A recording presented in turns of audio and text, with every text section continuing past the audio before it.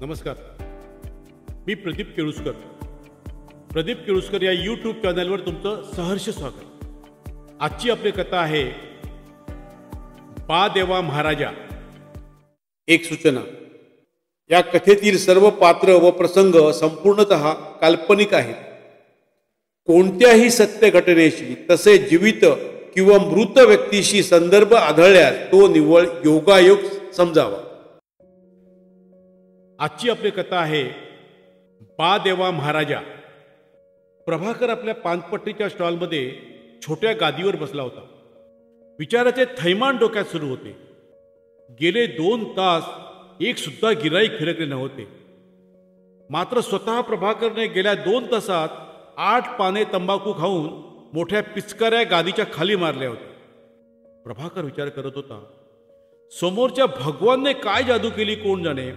त्याच्याकडे पान खायला भरपूर लोक येत होती आणि त्याला बनारसी पाने कोण देतो हे पण कळत नव्हते. लोकांना आता बनारसी पानांची पण चटक लागली होतं हे खरं. प्रभाकर मनात विचार करत होता, आपण मुंबई सोडून आलो आणि ही पानपट्टी खोलली, सोबत जर्दा आणि गुटख्याच्या पुड्या ठेवायला सुरुवात केली. त्यावेळी जाणाऱ्या येणाऱ्या शाळेतल्या पोरांपासून मास्तर, गावातील तमाम तरुण म्हातारे गर्दी करत होते. त्यावेळी आपण खुश होतो, आपले बरे चालले होते. पण 2 वर्षापूर्वी या कुंभारवाडीतील भगवानने रस्त्याच्या विरुद्ध बाजूला पानपट्टी खोलली. आपल्या दुर्दैवाने रस्त्याच्या त्याच बाजूला एसटी थांबते. त्यामुळे एसटीतून उतरल्या भगवानची पानपट्टी दिसते. त्यामुळे गिऱ्हाईक त्याच्याचकडे गेले. त्यात त्याने बनारसी पाने कुठून आणायला सुरुवात केली. किंवा तो पान बरे घोटतो म्हणून असेल, किंवा देवदेवस्की काहीतरी करत असेल, पण आपले गिऱ्हाईक गेले ते गेले. प्रभाकरच्या डोळ्यासमोर घरातली 10 माणसे आली. आपली बायको आणि 2 मुले, शिवाय भाऊ किरण, त्याची बायको आणि 2 मुलं आणि म्हातारी 2, असे 8 जण. यांना 2 वेळा खायला काय घालायचं. आपली बायको आणि भावाची बायको कुठं कामाला जातात म्हणून 2 वेळा अन्न तरी मिळतं. पण म्हातारे आई बाबा सतत आजारी. बापाला खोकला रात्रभर तरी त्याची विडी सुटत नाही. त्याच्या खोकल्याने रात्रभर झोप नाही. मग आपला भाऊ किरण 2 पेकटात त्याच्या लाथा घालतो. मग म्हातारा रडतो आणि हळूहळू झोपतो. आपल्या म्हाताऱ्या आईचं आणि आपल्या बायकोचं 1 मिनिट पटत नाही. आपली बायको म्हातारेला घराबाहेर काढा म्हणून आपल्याला सांगत असते. पण मला म्हातारीची दया येते म्हणून म्हातारी अजून घरात आहे. आपला धाकटा भाऊ ड्रायव्हर आहे. कुणाच्या गाडीवर ड्रायव्हर म्हणून जातो, पण साला पैसे काय मिळवतो ते दारूत उडवतो. त्याची बायको मात्र मेहनती आहे. खालच्या मानेने बाहेर आणि घरात मरत असते म्हणून आपण भावाला वेगळं केलं नाही. आपला मुलगा सतीश शाळा सोडून घरी बसला. त्याला काहीतरी धंदा उद्योग बघ म्हणून सांगून आपण थकलो. नाक्यावर नुसता वासुगिरी करत फिरत असतो. मुलगी मोहिनी आता 20 वर्षाची झाली. काजू कारखान्यात काजू फोडायला जाते. तिच्या लग्नाचे पण बघायला पाहिजे. एकंदरीत एवढ्या 10 माणसाला खाणे, कपडे, औषधं, पाणी करताना आपण नामोहरम झालो. त्यात बँकेचे कर्ज डोक्यावर आहे. बँकेच्या नोटिसा येत आहेत आणि जर 3-4 महिन्यात पैशाची तजवीज केली नाही तर आपली 8 गुंठे जमीन तारण ठेवली आहे ती बँक जप्त करणार हे निश्चित. प्रभाकरला काय करावे, कसे पैसे मिळवावे हे सुचेना. त्याच्या वाडीतील देवळीत सहदेवर वारं येत असेल. आपल्याला त्याचाच आधार होता. त्याच्या अंगात वारं आलं की आपण त्याच्या सोबत असायचो.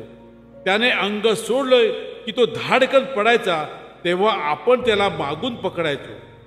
इतक्या वर्षात त्याच्या मागे उभे राहिल्याने आपल्याला त्याचं वारं कसं शांत करायचं हे माहीत झालं होतं. लांबून लोक सहदेवकडे अडचणी घालवण्यासाठी येत असत. लोक जमली की आपल्याला निरोप मिळायचा आणि हातात असलेले काम सोडून आपण देवळीत जायचो. आपण आलो हे समजलं की सहदेव अंग धरत असे. मग आपण त्याला गाऱ्हाणं घालत असो. हे देवा महाराजा, 12-5च्या वहिवाटीच्या महाराजा दिका मान्य करून घे असं म्हणणं की सहदेव घुमू लागे. सू सू सू सू सू. पण गेले 6 महिने सहदेव टीबीने आजारी. 2 शब्द बोलला की 10 मिनिटे ढास. जीव राहील की जाईल अशी परिस्थिती. त्याला डॉक्टरनी सक्त ताकीद दिलेली, अजिबात ओरडायचं नाही, कमीत कमी बोलायचे. त्यामुळे सहदेवचे वारे बंद.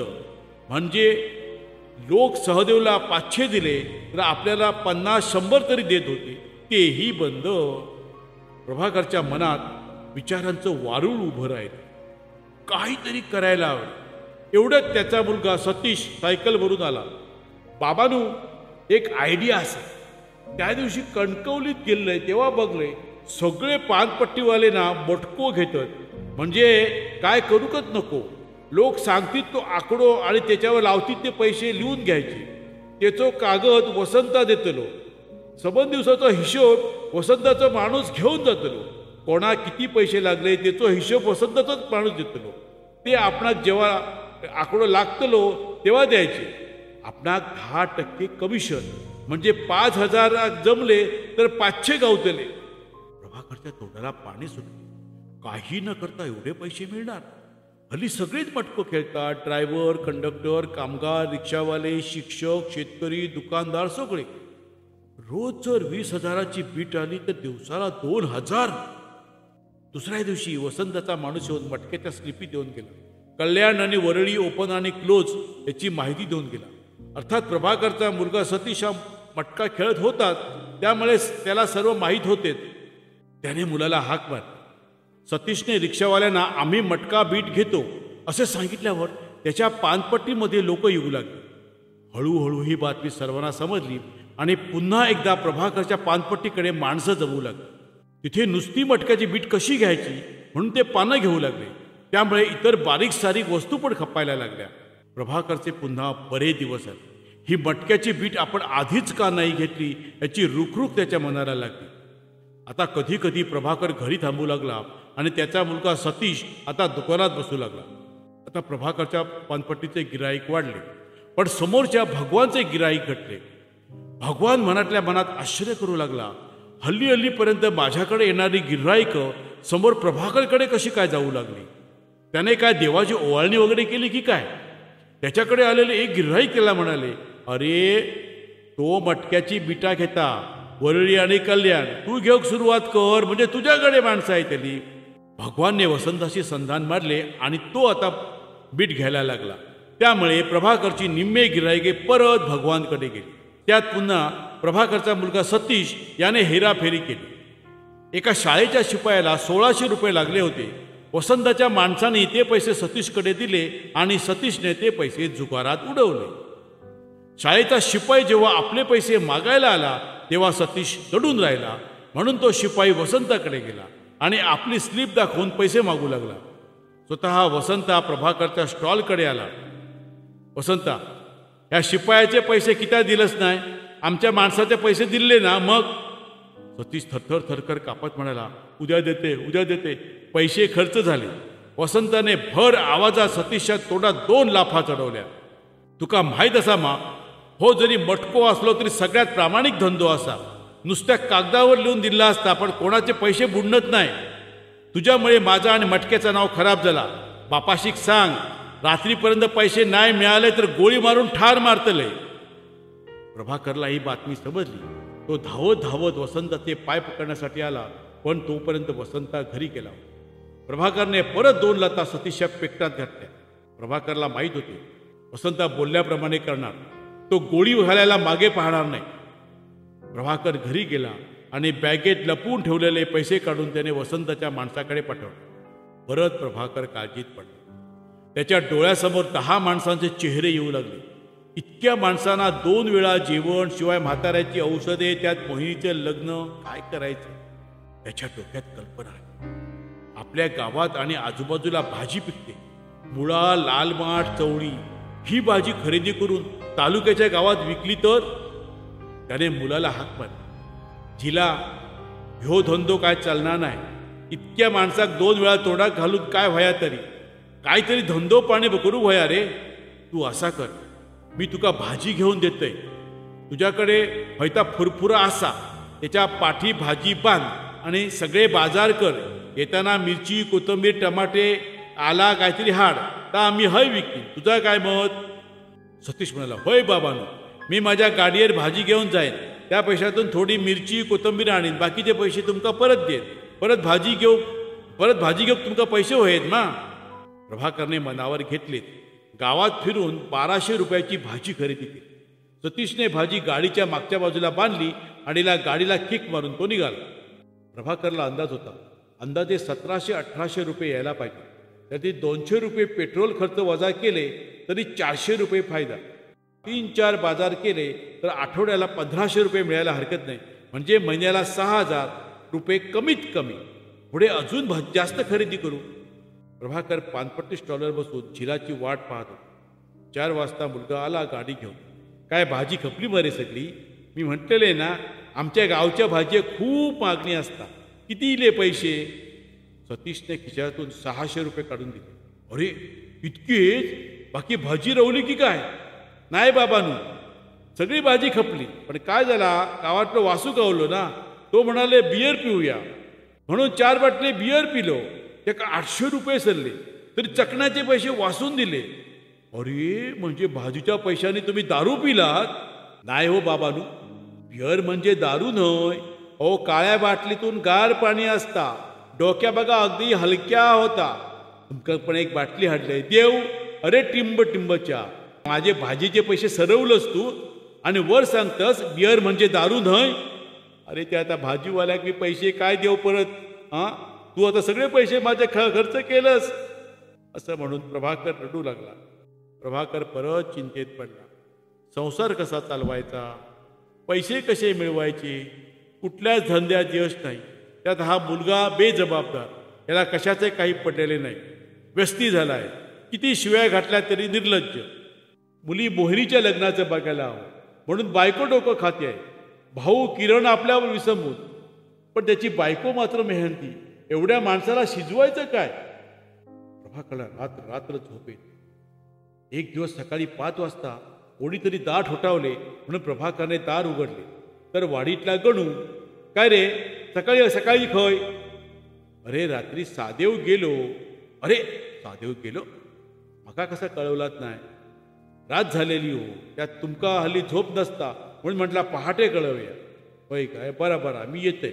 प्रभाकरने मुलाला हाक मारली आणि सहदेव गेला असे सांगून तू लाकडे तोडायला जा असे म्हणून तो खांद्यावर टॉवेल टाकून सहदेवच्या घरी गेला. सहदेवच्या घरी हळूहळू वाडीतील तसे नाटलग जमा होत होऊ लागले. प्रभाकर घरात गेला आणि त्याने सहदेवच्या मुलांना जवळ घेतले, त्यांना शांत केले आणि तो सहदेवच्या प्रेतापाशी येऊन बसला. त्याच्या मनात आले, सहदेवच्या अंगात यायचे, त्याच्यामुळे माणसे यायची. मी गाऱ्हाणे घालायचो आणि त्याने अंग सोडलं की त्याला मागून पकडून शांत करायचो. त्यामुळे आपल्याला 2 पैसे मिळायचे आणि लोक येऊन आपल्याला नमस्कार पण करायचे. पण आपला सहदेव पण गेला. म्हणजे आता देवीचं येणारं वारं बंद, म्हणजे वाऱ्याला येणारी माणसे बंद, म्हणजे आपली कमाई. म्हणजे तशी 4 महिने बंदच होती, पण आता ती कायमची बंद. म्हणजे यापुढे आपली कमाई काही नाही. पण आता काय करायचं? काहीतरी करायलाच हवे. स्मशानात पण वाडीतल्या लोकांची आणि गाववाल्याची हीच चर्चा आणि काळजी. सादेव गेलो, आता देवाधर्माचा कसा होताला?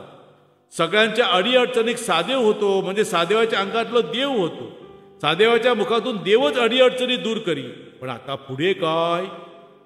सादेवला पोचवून प्रभाकर आणि त्याचा मुलगा सतीश घरी आला. प्रभाकरला वाटत होतं पुढे फक्त अंधार आहे. आता ह्या अंधारातून वाट कशी मिळणार? सहदेवची जागा मोकळी झाली. देव आणि भक्त यामधील जागा मोकळी आहे. कोण भरून काढणार ही पोकळी? कोण भरून काढणार? विचार करता करता प्रभाकरला आयडिया सुचली. अरे ही कल्पना आधीच का नाही सुचली असे त्याला वाटले. तो मनोमन खुश झाला. असे झाले तर सगळ्या त्याच्या विवंचना सुटणार होत्या. सादेवचे सुतक होते तोपर्यंत तो गप्प बसला. सुतक संपल्याबरोबर त्याने मुलाला बोलावले. आजूबाजूला कोणी नाही असे पाहून हळू आवाजात तो बोलू लागला. झिला ऐकान घे, सांगताय काय? अरे आता सादेव गेलो म्हणजे आमच्या देवाचा वारा त्याच्यावर येत, म्हणजे आम्ही आता पोरके झालो. पण सादेवानंतर कोणाच्या तरी अंगात वारा येऊकच होया की नाही? पण कोणाच्या अंगात येताला बाबानू? अरे कोणाच्या म्हणजे काय? अरे माझ्या, तुमच्या. अरे सादेवाच्या वाऱ्याक गाराणा कोण घाली सांग? तुम्ही बाबांनो. त्याचा वारा सोडला तर सादेवा कोण पाठसून धरी? तुम्ही बाबांनो. मग सादेवानंतर कोणाच्या अंगात वारा येतला सांग? तुमच्या बाबांनो. पण देव तुमच्या अंगात येत अरे नाही रो तर हाडू होयो. पण बाबांनो खैसून हाडतालात? तू मी काय सांगते त्या बघ. तू एक काम कर, देवाचा गाराणा मी देतय ता पाठ कर. लक्षात घ्या, पाठ जाऊ घ्या तुझा 4 दिवसात. आणि मी वारा सोडलंय काय मागसून माका घट्ट पकडायचा आणि जमिनीवर झोपवून शांत करायचा. होय बाबा. आणि ह्या कोणाक सांगायचा नाही. सांगलं तर तुझी चामडी सोलीन.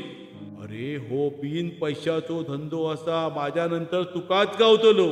होय बाबांनो. मग माझ्या मागे म्हण आणि वारा येताना तेव्हा गाराणा घालू होया. म्हण आता, हे देवा महाराजा 12 गावच्या 12 राठीच्या. हे देवा महाराजा 12 गावच्या 12 राठीच्या. आणि प्रभाकरचा मुलगा त्याच्या मागोमाग म्हणू लागला आणि 2 दिवसात मस्त गाराणे घालू लागला. मग प्रभाकरने अंग सोडलं की आपल्याला मागून कसे पकडायचे हे त्याला शिकवलं. माघी पंचमीला देवाची जत्रा. दरवर्षी लांबून लांबून या जत्रेला माणसं येत.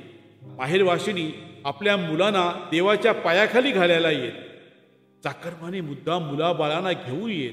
यंदा तसे लोक आले, जत्रा भरली. कोकणातलीच जत्रा. लहान मोठी दुकाने आली, खाजे आले, बत्तासेवाले आले, चहा भाजीवाले आले, फुगेवाले, आईस्फ्रूटवाले आले. माणसे येत होती, देवाला नारळ ठेवत होती, राऊळ नाराने घालत होता. पण लोकांमध्ये उत्साह नव्हता. कारण सादेवच्या अंगातील वारं या वर्षी नव्हतं. लोक लांबून लांबून त्या करता मुद्दाम येत. देवाचे मानकरी गप्प बसून होते. या वर्षी देवाचे वारे नाही म्हणजे मजा नाही. नुसती जत्रा कसली. असल्या जत्रा गावात अनेक ठिकाणी होतात, पण सादेवाच्या अंगातील वारं आहा असं वारं 10 गावात नव्हतं. सगळे मानकरी बसले होते. त्या ठिकाणी प्रभाकर आला आणि ज्येष्ठ मानकऱ्याला म्हणाला, अण्णानू ढोल वाजवून तर बघूया. सादेव नंतर कोणाच्या अंगात देव येता का बघू भया नाही. देव तसो आपणाक निराधार करूचो नाही, खैतरी आपली कूड ठेवून जातलोच. अण्णा म्हणाले, होय होय बघू हरकत नाही, वाजवा ढोल वाजवा. आणि ढोल वाजवू लागले.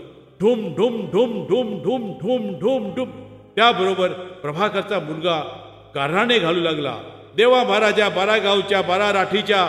त्या क्षणी सू सू सू सू करत प्रभाकर मान हलवत देवासमोर येऊन घुमू लागला. त्याबरोबर सगळे मानकरी जागा सोडून सरसावले आणि त्यांनी एकच गल्ला सुरू केला, वाराईला वाराईला वाराईला, प्रभ्याच्या अंगात देव इलो, प्रभ्याच्या अंगात देव इलो. बाहेर जत्रेत ही बातमी पसरली आणि जत्रा सोडून लोक देवळात धावले. मग मानकरी देवाची खात्री करू लागले आणि प्रभाकर मधील वाऱ्याला प्रश्न विचारू लागले. अर्थात देवाने बरोबर सगळी उत्तरं दिली आणि मानकऱ्यांनी मान हलवली. त्याबरोबर लोकांनी एकच जल्लोष केला आणि जत्रेला उत्साह आला. मग दर सोमवारी गुरुवारी माणसे जमू लागली. प्रभाकरचा मुलगा गाराणं घालू लागला. मग प्रभाकर घुमू लागला. लोक 500, 700, 1000, 2000 रुपये देऊ लागले आणि सतीशला 100, 200 देऊ लागले. त्याची तो बियर आणून पिऊ लागला. प्रभाकरची परिस्थिती सुधारली. घरात रंगीत टीव्ही आला, फ्रीज आला, मुलाकडे मोटरसायकल आली. मुलीचे धडाक्यात धूमधडाक्यात लग्न झाले. घर भरण्यासाठी एका भक्ताने चिरे पाठवले, एकाने सळी पाठवली, दुसऱ्याने लोखंड, कोणी सिमेंट. प्रभाकरच्या बायकोच्या अंगात सोन्याचे दागिने आले, पाटली आली. आता प्रभाकर मजेत आहे. त्याला पंचक्रोशीत मान आहे. त्याच्याकडे आमदार खासदार सुद्धा अडचणी मिटवायला येतात. रोज संध्याकाळ प्रभाकर घरी असतो तेव्हा त्याचा पोरगा फ्रीजमधून गार बियर काढून ग्लासात ओतून त्याच्या हातात देतो आणि त्याला म्हणतो, बाबानू बियर घेवा. ओ बियर म्हणजे दारू नाही, दारू वाईट. बियर घेतली ना का टेन्शन कमी होता. आणि प्रभाकर त्याच्या हातातील बियरचा ग्लास घेतो आणि ओठाला लावतो.